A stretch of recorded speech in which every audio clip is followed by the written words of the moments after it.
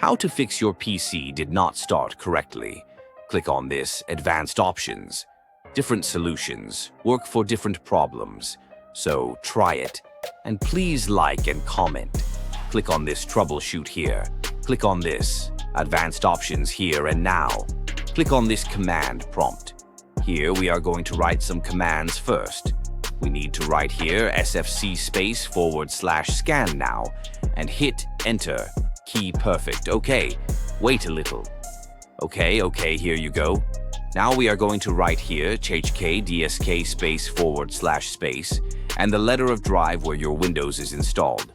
In my case, my Windows installed in C drive, so I am going to write C: and hit Enter key. Okay, so wait a little. Okay, that's it. Now, close it from here. Now just click on this Continue button and your problem will be fixed. If this video was the point, like, comment, and yes, don't forget to subscribe. Play Technical.